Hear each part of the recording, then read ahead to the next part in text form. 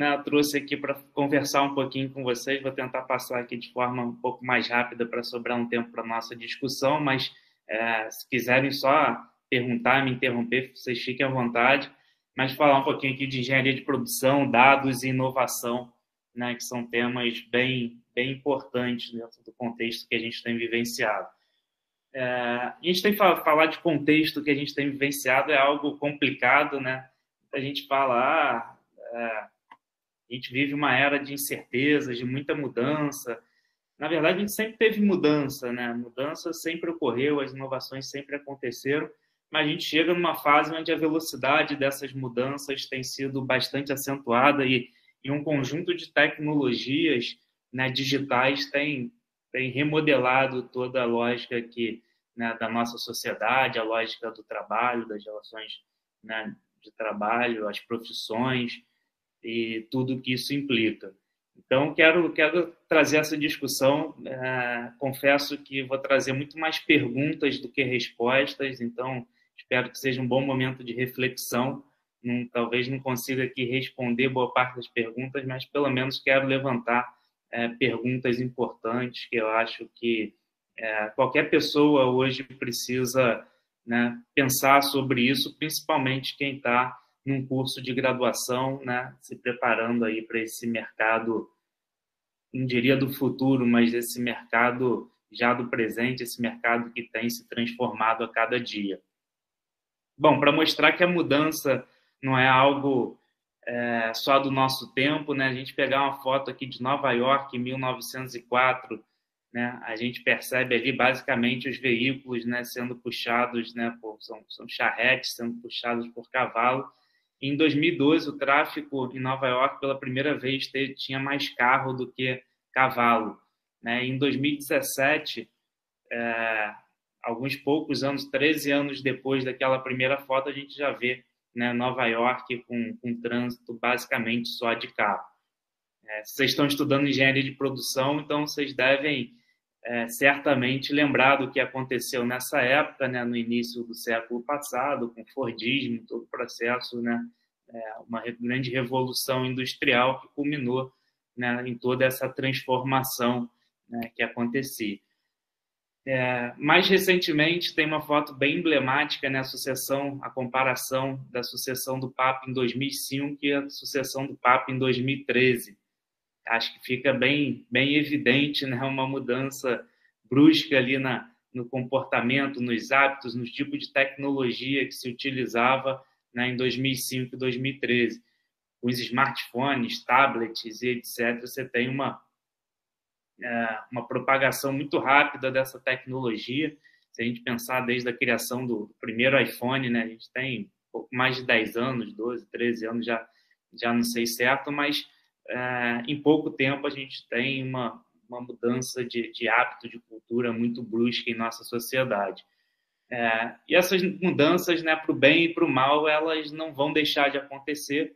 A gente tem falado hoje da quarta revolução industrial, ou da indústria 4.0, né, como tem se chamado, e a convergência de várias tecnologias, né, não só os dispositivos mobile, os smartphones, mas softwares, né, inteligência artificial, realidade virtual, realidade aumentada, internet das coisas. São tecnologias que convergiram, né, e habilitam o que a gente chama hoje de quarta revolução industrial ou a indústria 4.0. E algo que antes, né, era um pouco, a gente via robô nos filmes, né, via robô nas séries de ficção científica, e cada vez mais eles estão próximos da nossa realidade, né? Sejam esses robôs mais funcionais, com atividade que parece ser humano. Eu botei aqui essa foto da Boston Dynamics, não sei se alguém conhece, né, e já viu os vídeos dessa empresa e o quão avançado é o desenvolvimento, né, desses robôs para a execução de diversas ações, diversas modalidades. Mas cada vez mais que a gente vai em grandes eventos de inovação, que a gente, né, viaja para o exterior. Eu falo viaja para o exterior porque, infelizmente, né, o Brasil não está exatamente nessa vanguarda da tecnologia, como em outros países, né, na execução dessas tecnologias, como em outros países. Ouvi uma vez uma palestra, né, de palestrantes falando, poxa, falaram que não existe máquina do tempo, né? Existe máquina do tempo, sim. Entrei no avião, saí do Rio de Janeiro, fui para o Vale do Silício, fui para a Califórnia e viajei para o futuro, né? Tive lá no futuro, vi as coisas, vi as tecnologias, vi o que estava acontecendo, depois fui para o aeroporto de novo, entrei na máquina do tempo de novo, voltei para o passado, para o caos brasileiro. Enfim, brincadeiras à parte, mas esse futuro, né, que a gente enxergava e quando a gente viajava está cada vez mais presente. O Dalton falou, comentou, eu fui por bastante tempo avaliador do Prêmio Nacional de Inovação e visitei as empresas mais inovadoras no Brasil e quando a gente entra fica assustado, né, da mudança, da ruptura que teve, né, da troca de pessoas que antes exerciam tarefas manuais e hoje, né, robôs substituíram esses trabalhadores. E isso eu estou falando de Brasil, tá? De diversas empresas, e estou falando de 5 anos atrás, desde que eu, né, visitava já essas empresas com essas implementações, e hoje a gente tem esse processo cada vez mais acelerado, não só pela melhoria do desempenho dessas tecnologias, mas principalmente pela redução de custos, né? Enquanto essas tecnologias se tornam cada vez mais eficientes, né, com melhor performance, a gente tem, ao mesmo tempo, cada vez com custos menores e, com isso, né, uma disseminação, uma difusão muito maior dessas tecnologias.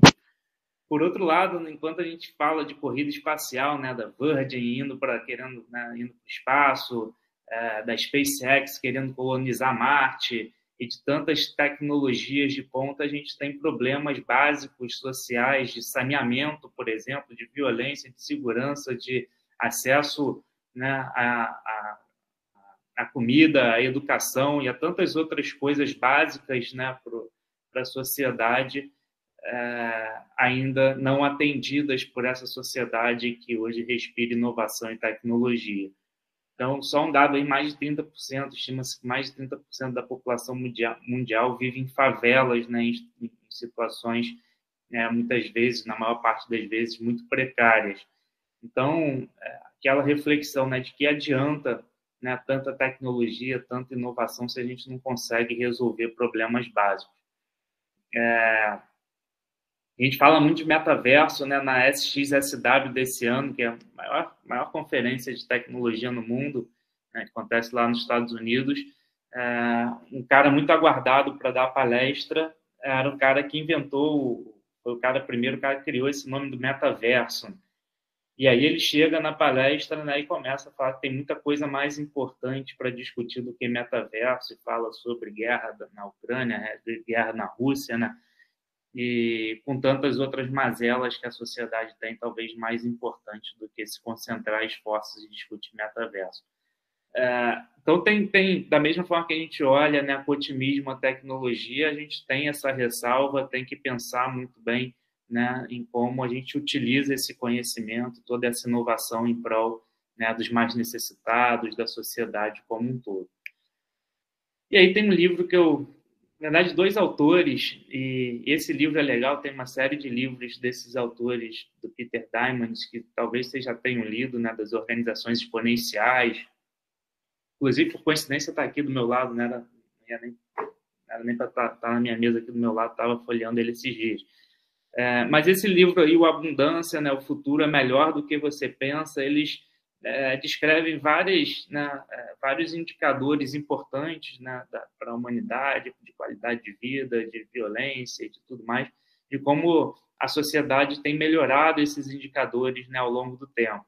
A discussão é a seguinte: embora a gente olhe, às vezes, com pessimismo, né, se esses indicadores no curto prazo, poxa, do ano passado, esse ano está mais violento do que o ano passado, esse ano está tendo mais guerra do que a gente tinha 5 anos atrás. Mas se a gente olhar, né, em um prazo, né, um pouco maior ao longo da história da humanidade, se a gente olhar nos últimos 100 anos, nos últimos 500 anos para esses indicadores, a gente vê, né, melhorias significativas. E aí esses autores, né, atribuem essas melhorias a toda a tecnologia, né, e capacidade de conhecimento que foi criado pela humanidade.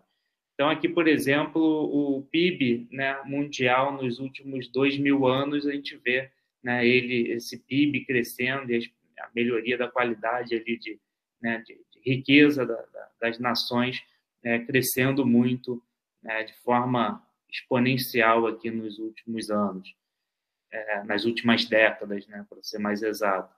Aqui o percentual da população vivendo em extrema pobreza, né? Em vermelho aqui, quem vive em extrema pobreza, a gente vê que 1820, né, quase 90% da população vivia, né, dentro do que a gente traz desse indicador de extrema pobreza. E hoje isso, né, numa proporção muito menor, né, absurdamente menor.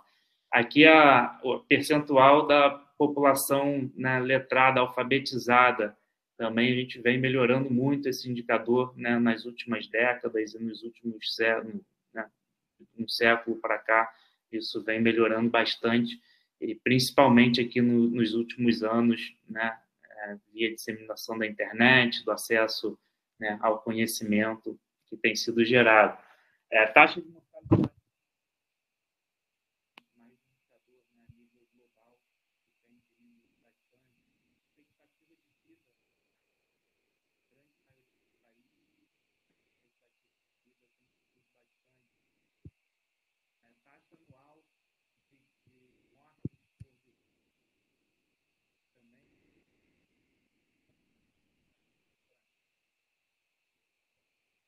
de tornado, de enchente, do que for, a gente tem muito maior capacidade, embora tenha outros problemas, né, sociais decorrentes, né, hoje o problema muitas vezes não é detectar, né, o diagnóstico, a execução, o plano de ação, mas aqui é a parcela da população com acesso à eletricidade, né, também crescendo na grande parte dos países, né, via não só a energia, fontes, né, não renováveis, mas hoje as energias renováveis também ocupando uma parcela grande dessa tecnologia. Como eu falei, diminuindo o custo. Aqui um gráfico, por exemplo, só ia até 2017 aqui na apresentação deles, mas do total, né, do custo da energia solar. Isso vem diminuindo bastante, viabilizando o acesso à eletricidade onde antes não era possível. A taxa da população subnutrida, né, também diminuindo no mundo, taxa de homicídios, né, em alguns países aí, como Itália, Holanda, Inglaterra, nos países da Escandinávia, mortes, né, em batalhas de guerra, em guerras mundiais também, né, a gente teve guerras de proporções, né, de mortes muito maiores do que a gente tem hoje. Número de horas, né, trabalhadas, né, nos direitos trabalhistas, né, em toda essa luta de classes e tudo que isso resultou, a gente tem um cenário muito melhor em diversos países aqui, ilustrando Estados Unidos, França, Japão e Brasil, quase 50% da redução das jornadas de trabalho. Em países hoje, né, na Escandinávia, por exemplo, se discute aí reduções mais bruscas, né, na carga horária de trabalho, privilegiando, né, a qualidade de vida, a interação social. Então, assim, uma reflexão, né, sobre isso, com toda essa tecnologia, com tanto problema ainda a ser resolvido, né, é que é necessário unir conhecimento, tecnologia e propósito. Qual é o propósito, né, por exemplo, da gente explorar Marte? Tem um propósito maior? O que isso resolve? O que isso melhora? Né? A gente tem um planeta que precisa, né, de soluções. Será que é tão importante a gente, né, desbravar outros planetas tendo problemas mais graves para resolver? Enfim, essa é uma reflexão que eu faço muito com os empreendedores que participam lá do CRIOS, né, quando pensam em novos negócios, e aqui para vocês, né, pensando na carreira de vocês e no futuro de vocês, hoje o mundo precisa de pessoas e organizações que pensem com propósito, que tenham né, dentro de si uma briga, uma luta, qual é a palavra? Uma inquietude, mas uma insatisfação. Acho que se você está satisfeito com tudo, provavelmente você não vai conseguir agir, né? Então, acho que a origem de de toda a força, né, que vem para se desenvolver uma inovação, para se pensar na construção de algo novo, vem dessa insatisfação, né, com o status quo. São pessoas assim que geralmente estão extremamente insatisfeitas, que não aceitam a realidade, as coisas como elas são, né? Essa dura realidade, como a gente vê e pode notar em diversas situações, né? São essas pessoas engajadas, motivadas, que criam com base em conhecimento e tecnologia soluções que fazem aí um mundo melhor. Então, deixo nessa primeira parte aí, falando dessas tecnologias, de todo esse processo, essa discussão. E quando a gente fala, né, de partir para a solução para todos esses problemas, uma segunda coisa que eu sempre falo também lá para os empreendedores: sejam apaixonados pelo problema que vocês querem resolver, não pela solução que vocês têm ou que vocês encontraram até aqui. Ser apaixonado por um problema é ter essa questão do propósito, né? E por que eu falo isso para empreendedores, né? Ser apaixonado pelo problema? Porque a solução provavelmente vai mudar. As coisas mudam com uma velocidade muito grande. A forma de se resolver um problema, o modelo de negócio que você vai utilizar, o tipo de ferramenta, o tipo de conhecimento, tudo isso muda, né? O que não muda é o propósito, o objetivo que tem por trás, né, da sua ação. Então, hoje, uma grande transformação, né, do mundo, como, né, a gente olhou ali alguns grandes indicadores, mas a gente pode trazer para o nosso cotidiano, né, para as tantas facilidades que foram criadas e que nos dão qualidade de vida, seja acesso a entretenimento. Todo mundo deve ter aí instalado no celular um Spotify, consegue ouvir qualquer música hoje, você tem acesso, né, essas pessoas. Você deve ter aí uma possibilidade, um aplicativo que você tem um curso de inglês gratuito, onde você consegue fazer conversação com pessoas de qualquer lugar do mundo. Você tem aí um Waze que vai te levar, né, guiar a custo zero, né, você não paga, e você tem ali uma possibilidade de monitorar, ter uma qualidade de vida, evitar trânsito. Para mim, eu falo de qualidade de vida, evitar trânsito, porque a coisa que eu mais odeio é ficar parado em engarrafamento. Mas a gente vai falar de várias tecnologias que têm mudado aí toda a nossa forma de viver, nossa cultura, nosso bem-estar, nossa satisfação, deixando muitas vezes, né, possibilitando aumentar nossa produtividade em muitas tarefas, sobrando tempo para outras coisas, talvez mais importantes para o nosso dia a dia. Enfim, e esse mercado, né, ele surge muito em função desse boom, né, da internet, das empresas digitais, principalmente a partir da criação dos smartphones que viabilizaram, né, toda essa lógica da gente aplicar softwares como serviços, né, e esse mercado tem crescido bastante. E esse é o grande mercado hoje né, dos investidores, que as grandes empresas estão apostando. É o mercado mais rentável e onde algumas criações têm ganhado espaço aí. Hoje são as grandes empresas, são as grandes riquezas do mundo, né? Então, advém desse investimento em tecnologia e conhecimento. Então, é muito comum a gente falar que hoje a gente vive, né, a sociedade do conhecimento, a indústria do conhecimento, e esse mercado de base tecnológica tem também atraído, né, muitos profissionais, e a própria engenharia de produção se ainda não se adaptou 100% desse cenário, a gente está, né, se adaptando e desenvolvendo toda uma nova linha, né, de se pensar em engenharia de produção dentro desse novo cenário. E esse cenário de base tecnológica, né, talvez seja o futuro do trabalho de vocês. Quando a gente pensa o que vocês vão trabalhar, né, daqui a alguns de vocês aí talvez em primeiro, segundo período, mas mesmo os mais avançados, né, que estejam aí, né, para ir para o mercado daqui a 1, 2 anos, como vai ser esse mercado daqui a 1, 2 anos, né? O que está acontecendo? Quais são as mudanças? Será que vocês vão trabalhar com as ferramentas e com os conhecimentos que são dados em sala de aula hoje? Provavelmente não, tá? Então, é meio complicado, né? O que a gente está aprendendo hoje talvez não sirva para ser utilizado quando eu chegar no mercado de trabalho.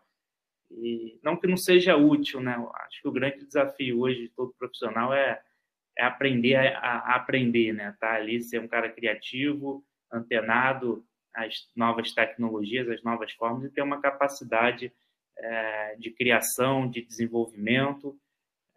Então, por isso, é muito importante, né, o desenvolvimento do empreendedorismo, mesmo para quem não queira abrir um negócio. Empreendedorismo não é sinônimo de criar um novo negócio, mas a atitude empreendedora, né, empreendedorismo está muito mais relacionado com uma atitude, é fundamental para esse profissional que antes a gente chamava do futuro e que já é do presente. A gente vive numa era de incertezas, caos e também oportunidades, né, principalmente para os mais jovens aí, que já nascem conectados a essas tecnologias. Mas um cenário de caos, ele é representado por sistemas complexos. A complexidade do mundo tem aumentado bastante, a complexidade das tecnologias, das interações, e o futuro do trabalho é complexo, né? O mundo é complexo e cada vez se tornará mais complexo. E dentro desse ambiente de complexidade, a gente precisa aprender a navegar nesse caos, né? Pessoas que não tiverem prontas e aptas a navegar no caos vão estar fora do mercado em um prazo muito curto. A gente está falando, quando eu falo de caos, eu não sei se vocês conhecem, por exemplo, a teoria do caos, né? A teoria matemática. Ela fala, né, que eventos, mesmo que determinísticos, não são eventos aleatórios, né? Se você muda a condição, minimamente a condição de entrada, né, de eventos determinísticos. Então, em matemática, por exemplo, se você tem arredondamentos lá na 30ª casa decimal, que o seu computador está calculando, você tem arredondamentos ali, isso sucessivamente traz resultados, né, completamente diferentes do previstos anteriormente. Então, um exemplo mais fora da matemática, mais simples, se a gente quiser entender, né, qual vai ser o formato da nuvem que vai estar no céu amanhã às 15 horas, né? A formação de nuvens, ela ocorre por eventos determinísticos, né? A gente tem a pressão, umidade, vento e vários outros fatores que podem, né, determinar ali com alguma precisão qual seria o formato da nuvem em determinado horário. No entanto, essas variáveis são tantas, né, e a complexidade de se medir, mensurar, né, com precisão todas essas variáveis tornam esse evento quase que aleatório. Apesar dele não ser aleatório, né, me parece uma aleatoriedade, né, no céu ali, essa formação dessa nuvem. Então, eu diria quase impossível ou impossível de prever com exatidão qual vai ser, né, aquela forma da nuvem, dado esse evento caótico, que não é aleatório, é determinístico, mas por sua natureza complexa o torna indecifrável. Então, esse é o mercado hoje que, né, se a gente falar, poxa, qual vai ser o futuro da engenharia de produção? Eu estou me preparando como um profissional para que futuro? Com o que eu vou trabalhar? Quais serão as ferramentas? A gente nunca vai ter essa resposta, né? E cada vez vai ser mais difícil de ter respostas desse sentido. Então, a gente precisa estar preparado para lidar com esse caos, tá bom? Acho que essa é uma grande questão e que, infelizmente, a gente discute pouco ainda dentro dos cursos de graduação. Eu sou apaixonado pela universidade e acho ela extremamente importante, fundamental, principalmente nessa era que a gente vive do conhecimento, mas sou também um grande crítico do modelo que a gente tem hoje. Acho que a gente precisa urgentemente, já passou da hora, inclusive, da gente repensar todo o modelo, né, de ensino e das relações, né, dentro da universidade, do formato de universidade, como a gente entende. Acho que a gente precisa urgentemente repensar essa forma. Então, dentro desse cenário, empresas, né, que antes eram líderes de mercado, né, tendem a perder espaço para empresas nascentes, criadas, né, dentro das universidades, por alunos que estão estudando alguma coisa. Eu trouxe só uma foto para ilustrar, né, a MTV na minha época, era uma grande emissora, né? A gente tinha no Brasil uma força muito grande na MTV, e hoje, né, a MTV Brasil sumiu, né? Acabou. E tantas outras empresas, né, que antes eram líderes de seus mercados, perderam espaço para toda a tecnologia que vem sendo criada. Essa tecnologia surge a partir da inovação, né? E essa inovação, ela tem, só para falar um pouquinho aqui sobre esse tema, a inovação a gente tem quando ela é incremental, ela se desenvolve dentro de uma mesma linha, né, de tecnologia, de usabilidade para o usuário. Aqui, por exemplo, a inovação da TV, né, as inovações que ocorreram ao longo do tempo, transformando esse artefato que é a TV, mas sempre dentro numa mesma grande lógica de uso, né, de funcionalidade. Enquanto a inovação radical ela tem, né, outra forma mais ríspida, né, mais intensa de inovação, ela muda, né, suas plataformas, muda toda a tecnologia envolvida, muda o tipo de produto, muda todos os dispositivos e trazem um impacto maior, né, para toda a cadeia, né, que está envolvida nesse cenário. Então, inovações radicais, né, elas têm acontecido com bastante frequência, impulsionadas pelas novas tecnologias, impulsionadas por todo esse processo de transformação digital e trazem oportunidades para novos entrantes em mercados já estabelecidos e trazem riscos para as empresas que dominam hoje esses mercados. E tem um conceito, né, de inovação radical mais importante ainda para essa transformação, né, dos negócios, que foi descrita por Christensen como a inovação disruptiva. Eu não vou entrar em detalhes, mas a inovação disruptiva, ela tem o Christensen, né, talvez você já tenha estudado sobre eles, é um dos grandes gurus da inovação, e ele estudou a causa do fracasso das principais empresas que dominavam seus mercados.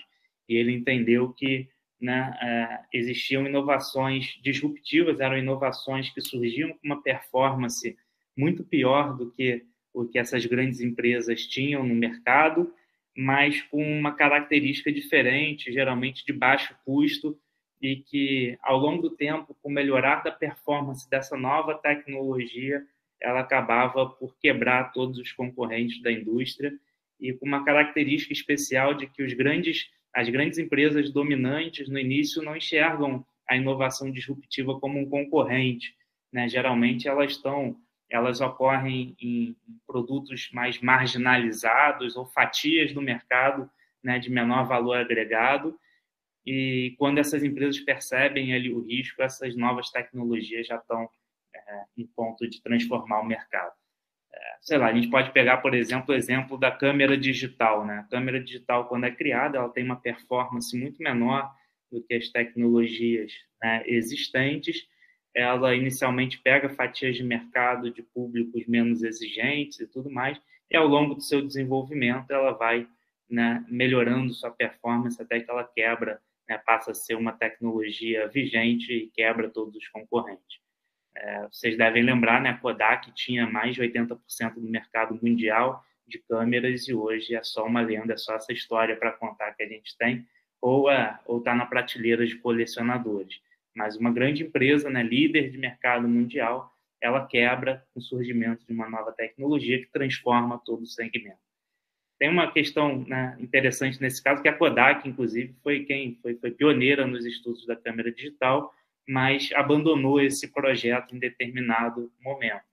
E esse abandono, né, essa trajetória da Kodak, dentre tantas outras tecnologias que têm mudado a nossa sociedade, é descrita aqui como tecnologias exponenciais. Aquele mesmo livro que eu apresentei, né, anteriormente, eles apresentam diversas tecnologias ditas, né, exponenciais que têm mudado toda a lógica, né, formado que a gente entende hoje por indústria 4.0. Então, o processo geralmente se inicia com a digitalização, por exemplo, da foto, né, da câmera, se torna uma câmera digital. O segundo passo, em geral, das empresas é a decepção, ou seja, a Kodak, quando viu que, poxa, a câmera, né, custava caro, a capacidade de armazenamento era baixa, a qualidade da foto, né, você via as fotos eram todas em pixels lá, você via os quadradinhos, ou seja, tinha uma performance, né, de qualidade muito inferior às tecnologias que eles vinham desenvolvendo, e vários outros motivos, né, geram essa decepção no início. Mas quando passa essa tecnologia digitalizada, passa por esse período da decepção, ele se torna disruptivo, ele aumenta a performance e começa a substituir as tecnologias, né, que estavam liderando o mercado. E aí, isso se tornando disruptivo, é uma tecnologia digital, substitui uma tecnologia, né, analógica ou física, vários produtos hoje perdendo espaço para aplicativos, né? Se a gente olhar, né, de tudo que a gente usa cada vez usando menos papel, menos recurso físico e estando mais imerso no digital, então a gente acaba por desmaterializar boa parte dos produtos. Quando eu estudava, né, quando eu era pequeno, na época de escola, eu usei pouco, mas cheguei a usar ainda quando a gente tinha que fazer pesquisa, a gente tinha que ir na Barça, né, ir na enciclopédia. E todas as famílias, né, principalmente de classe média, ou quando não, você tinha que ir na biblioteca, mas o acesso ao conhecimento estava nesses livros, né? Então, você ia nas escolas, uma vez por ano passava lá o vendedor de enciclopédia, né, e as famílias gastavam um dinheirão investindo nisso. E aí, agora você tem o Wikipedia, com o Google, com todo esse conteúdo, né, digitalizado, né, a gente tem a desmaterialização disso tudo. Você não precisa mais ter um livro, né, de cálculo para conseguir estudar cálculo. Você baixa na internet, você baixa um PDF e você vai ter numa tela ali isso desmaterializado. E se você desmaterializou, você desmonetiza, certo? Antes você tinha que pagar R$ 2.000 para ter uma coleção da enciclopédia e hoje você acessa a Wikipédia com muito mais conteúdo do que você tinha antes, né, de forma gratuita. E se você desmonetiza, você democratiza esse acesso, né, cada vez mais pessoas tendo acesso a esse tipo de conhecimento, esse tipo de coisa. Tá? E dentro desse cenário das indústrias, né, dessas novas tecnologias, muitas têm surgido na garagem. Aí tem aquele mito do Vale do Silício, né, das empresas que nascem em garagens ou dentro da universidade, mas são possibilidades hoje de inovação, são diversas oportunidades nesse mundo digital que a gente tem para criar novos negócios, e isso é algo que precisa ser incorporado aqui dentro do nosso senso comum, né, de que hoje não são mais as grandes corporações que dominam, né, o mercado e fazem a inovação acontecer. Isso está muito pulverizado, embora você tenha grandes conglomerados, né, as big techs, que compram todas essas startups, mas hoje existe muita possibilidade de mercado, né, em termos de criação de negócios e começar, né, startups na garagem de casa. Óbvio que não é tão simples assim, precisa de apoio, precisa de um conjunto de apoio, mas hoje é uma realidade aí e que infelizmente a gente tem poucos alunos hoje ainda, né, trabalhando imerso nesse modelo, né, muitos ainda esperam um emprego ali na área de petróleo, né, ser um funcionário de uma grande empresa, e a gente, não que isso não seja positivo, não seja um caminho interessante, mas existem outros caminhos que a gente precisa inserir um número maior de pessoas aqui no Brasil, de empreendedores, se a gente quer ser competitivo aí para os próximos anos. Tá? E dentro desse cenário é impossível não falar em metaverso. Tá? Todo mundo aí deve estar ouvindo, né, com bastante constância, né, falar sobre metaverso, sobre essas novas tecnologias, sobre esse mundo digital. E aí eu convido vocês a uma imersão aqui, né, uma imaginação. Então, vamos pensar esse metaverso. Imaginem vocês que estão hoje aí na sala de aula, né, dentro da UF, o pessoal de Lorena, que está lá em São Paulo, tem todos os universitários dentro da sala. Então, imaginem vocês se conectando, tá? Pegando um óculos, um dispositivo, né, que te dá acesso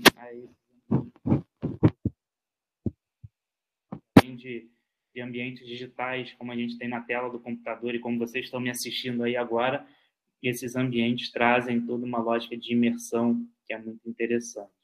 Então, você entra nesse ambiente através desse óculos e você se desmaterializa, vai ali para dentro. Eu tenho óculos aqui no meu laboratório, a gente tem uma linha de pesquisa muito forte em realidade virtual, a gente tem desenvolvido lá um conjunto de aplicações dentro de realidade virtual, e quando você fica ali, você fica bastante tempo, você de fato você entra ali dentro, né? Você vira aquele avatar, você vivencia. Inclusive para o cérebro, né? Tem muita discussão hoje, né, dos neurocientistas, né, tentando compreender isso e os efeitos, né, os males que isso pode causar, mas você entra ali, você desmaterializa e você acessa um universo completamente digital. Então, hoje, dentro desse conceito de metaverso, você visita cidades diferentes, você conhece pessoas, você acessa coisas que não eram acessíveis, né, no mundo real para muita gente hoje, como dentro do digital isso se torna acessível, obviamente, que de uma maneira diferente no modelo digital. Mas é um ambiente imersivo, interativo, né, onde você trabalha. Meu laboratório, cansei de fazer já reuniões aqui dentro desse conceito do metaverso, com avatar, utilizando diversas ferramentas, né, que facilitam o trabalho em grupo, à distância, e com a pandemia, tenho certeza que muitos de vocês também utilizaram ou utilizam algum tipo desses dispositivos, com ou sem avatar, né? Depois que os avatares ficou até mais divertido, mais legal da gente frequentar esse tipo de reunião. Mas onde você conhece pessoas e se relaciona, eu sou de uma geração anterior, né? Uma anterior do que a maioria de vocês, e me impressiona hoje conversar com as pessoas a quantidade de gente que tem se relacionado e conhecido outras pessoas em mundos, né, digitais, e muitas vezes com relações que são quase 100% digitais, né, à distância, e isso tem acontecido cada vez mais com esses dispositivos. As pessoas socializam ali cada vez mais, então eventos estão migrando para dentro desse metaverso, né? Tem toda uma possibilidade de socialização, de consumo, né? De compras, os NFTs, as compras online, e tudo isso, né? O acesso a entretenimento, né, online, e também o metaverso vira um grande ambiente de consumo que tem atraído cada vez mais varejistas e comerciantes. Tá? Então, desmistificando aí um pouco, né, isso tem sido pauta constante, o metaverso. Vamos lá, o que é o metaverso? Tá? 20 anos atrás, mais ou menos, acho que um pouco menos que isso, a gente tinha, isso aí é da minha época, a gente tinha um jogo que chamava Second Life. Tá? O Second Life, você tinha o seu avatar, você entrava ali, você fazia tudo, você socializava, você tinha sua casa, você tinha sua família, você tinha seus amigos, e você tinha sua segunda vida ali dentro de um jogo digital. Óbvio que 20 anos atrás, a gente pensava, 20 anos atrás a gente não tinha smartphone, 20 anos atrás a nossa internet aqui no Brasil era internet de escada, né? Não sei nem se vocês sabem o que era isso, mas significa que a gente só conseguia acessar a internet basicamente pela linha telefônica, e para quem não tinha dinheiro, muito dinheiro, porque a internet era cara, a gente acessava nos finais de semana, onde você tinha o pulso único, né? Que era o momento mais barato, ou depois da meia-noite, depois de tarde da noite também ficava mais barato. E quando você entrava na internet, sua linha telefônica ficava bloqueada, então geralmente em casa só tinha uma linha telefônica, famílias grandes tinham uma briga grande. Enfim, o Second Life foi um metaverso construído 20 anos atrás, mas que não reunia todas as tecnologias, né, que são fundamentais que a gente tem hoje, como, né, a gente chegando rede 5G, internet de alta velocidade, e, enfim, todas as outras coisas que vocês estão habituados não tinham 20 anos atrás, e por isso, né, não funcionou muito, mas o conceito é muito semelhante, né, quando se pensa hoje, né, nesses ambientes digitais, imersivos. Isso representa muito o que era, por exemplo, Second Life. Então, quando a gente fala, né, do que está envolvido no metaverso, a gente começa dessa discussão 2003 com Second Life, passa muito pela indústria de jogos, né, PlayStation Home, o World of Warcraft, né, que foi o jogo em 2010 que trouxe 12 milhões de assinantes. E aí você tem vários outros jogos, Minecraft e Fortnite e toda essa indústria de games, né, com jogos imersivos, onde as pessoas gastam cada vez mais tempo, consomem e estão ali dentro. E o termo metaverso mesmo, ele se torna mais popular entre a gente, começa a despertar maior interesse quando o Facebook muda o nome da empresa para Meta, né, em 2021, e esses grandes bilionários, né, as grandes empresas, as grandes big techs começam a investir cifras, né, altíssimas, bilhões de dólares no desenvolvimento desses ambientes. Então, só para deixar claro, o metaverso é uma convergência entre a vida física e digital, envolvendo inteligência artificial, realidade virtual, blockchain, 5G e muitas outras tecnologias. E ela já está em curso, tá? A gente não vai acordar um dia e falar, né? A gente está aqui no metaverso, agora é o metaverso. Na verdade, isso é uma evolução e que a gente já está inserido nisso, todo mundo está inserido, começando aí quem gasta bastante tempo nas redes sociais, com os smartphones, vocês já estão nesse metaverso, dentro desse conceito de metaverso. Então, chego à conclusão, depois de ter estudado, né, um pouco sobre isso, de ter me envolvido, de ir nos principais eventos e palestras que têm acontecido sobre esse tema, acho que uma conclusão que eu trago é que metaverso é sobre estar conectado ao mundo digital. Hoje a gente está conectado pelo relógio, né? Para quem tem um relógio aí ligado a GPS, para quem está utilizando, pelo smartphone, acho que quase todo mundo, pela internet, você usa o seu computador, pela sua câmera, pelos seus aplicativos. Então, o metaverso é estar nesse ambiente virtual, é sobre estar conectado, é sobre ter uma vida, né, nesse mundo digital. Todo mundo aí deve ter um Instagram, um Facebook, onde você tem ali não é um personagem, né, mas é quase isso. A vida do Instagram nunca é como a vida real. E o desafio hoje das organizações frente a esse cenário é a ambidestria, né? Como você equilibra, né? Você se equilibra entre o mundo digital e o mundo físico, como você pode ser competitivo e inovador, como você, por exemplo, investe na sua carreira em coisas que hoje ainda não existem, como você pensa, por exemplo, num curso sobre Python, mas que hoje o que o mercado está pedindo ali para você é o Excel, né? Então, como você é competitivo usando as ferramentas que tem hoje e inovador mirando esse futuro. Na verdade, esse mundo, né, para atuar no caos, em tudo isso que a gente está falando, nesse mundo complexo, é fundamental você ter ambidestria. Você não está só centrado, vou falar, por exemplo, nas matérias que vocês estão vendo dentro de sala de aula, mas está acompanhando também, né, novas tecnologias que têm surgido e se capacitado também, buscado, né, conhecimento para fora da grade curricular. São formas, né, de ambidestria, seja na vida profissional de vocês, na vida pessoal, mas é um conceito muito internalizado hoje pelas grandes empresas, que são líderes no mercado.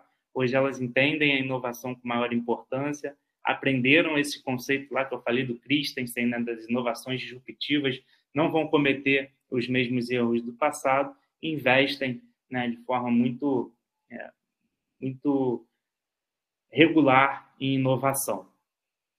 Tá? Então, são tendências para o surgimento desse novo mundo, né? Pessoas empoderadas, pessoas que hoje deixam de fazer atividades puramente manuais. Essas pessoas, né, esse trabalho já foi substituído por robôs, tem sido cada vez mais substituído por softwares, né, por algoritmos.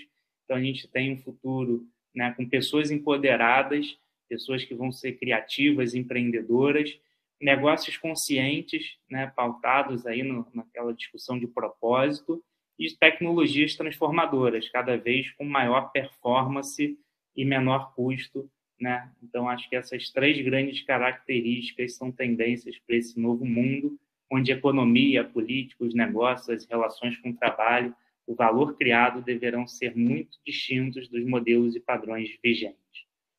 Bom, pessoal, isso já é uma realidade. Só para finalizar, né, pessoal, então a gente entender também isso dentro do cenário de vocês, como essa indústria 4.0, que tudo isso, qual é o impacto disso tudo para a engenharia de produção. Esse modelo físico e digital vai coexistir, ou a gente vai, né, 100% para o metaverso, né? Tem gente que, poxa, né, fala, poxa, né, o físico vai acabar, as pessoas vão ficar de casa. Será que vai mesmo? Como será que vai ser esse futuro, né? Eu aposto numa coexistência, né? As pessoas tendo ali o seu avatar, tendo uma participação no mundo físico, no digital, como a gente já tem hoje, cada vez ali mais tempo, né, em redes sociais e formas de interações digitais, mas também tendo nossa vida social, nosso trabalho no mundo, nossa vida no mundo físico.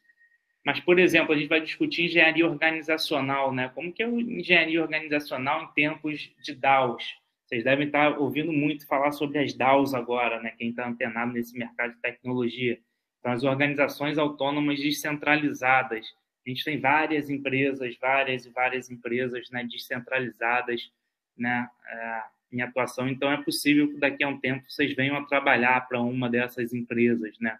Um cenário completamente diferente. E como que a gente aplica, né, todos os conhecimentos de engenharia organizacional que a gente aprendeu na faculdade dentro de um contexto, né, de empresas que trabalham em blockchain, que estão trabalhando de forma descentralizada. Então, essa é uma provocação que eu faço, um desafio, né? Quando a gente entra para esse mundo digital, a gente está falando dos NFTs, né, desenvolvimento de produtos digitais, desenvolvimento de software. O que é engenharia do produto nesse contexto? Eu fui professor por bastante tempo de engenharia de produto, né? A gente tinha lá o livro do Rosenfeld, um livro que, né, clássico de engenharia de produto. Isso faz sentido para produtos digitais, né? Isso faz sentido, né, para a criação lá, quando a gente discute NFT, blockchain, DAOs, ou existem coisas novas que precisam ser discutidas dentro dessa temática. Engenharia de operações e processo da produção. Eu tive lá em Santa Catarina recentemente numa fábrica de placas, de circuitos digitais, né? Muito legal, assim, a gente vê primeiro que 100% robotizada, né, a operação ali, você não tem mais pessoas construindo essas placas, os robôs basicamente fazem esse serviço. E, enfim, o que será dos processos de produção, né, engenharia ali de processos, toda essa discussão. A logística também com grande importância hoje dentro desse cenário da internet, com novos modais, novas formas de acesso. Então, com algoritmos, softwares, como se trabalha em logística hoje? Será que é diferente ou será que é da mesma forma que a gente via alguns anos atrás? E todo o avanço, né, da computação, né, traz impactos aí significativos na pesquisa operacional, em ferramentas da qualidade, enfim, são tantas mudanças, né, que a gente precisa ficar atento, que eu finalizo aqui com uma frase: o jeito que você imagina o futuro muda suas ações no tempo presente. Portanto, não é apenas o presente que constrói o futuro também constrói o presente. Pessoal, mais do que nunca a gente tem que pensar no futuro. Essa discussão aqui não pode ficar só numa palestra, assim, vocês têm que ser ávidos aí por procurar, buscar conhecimento, estar pesquisando o tempo inteiro, né, para além das matérias tradicionais, e construir o futuro de vocês. Acho que, né, nesse cenário de caos, de transformação, de complexidade, a gente não pode ficar ser passivo, né, ou deixa a vida me levar, né? Mas a gente tem que construir o nosso futuro, construir competências, desenvolver habilidades, né, que são mais do que as hard skills, né, cada vez mais soft skills sendo importantes, porque as hard skills vão mudar, né? Você vai ter que reaprender, aprender de novo, então elas são menos importantes, talvez, hoje, do que sua capacidade de aprendizado, seu comportamento e atitude empreendedora e coisas nesse sentido.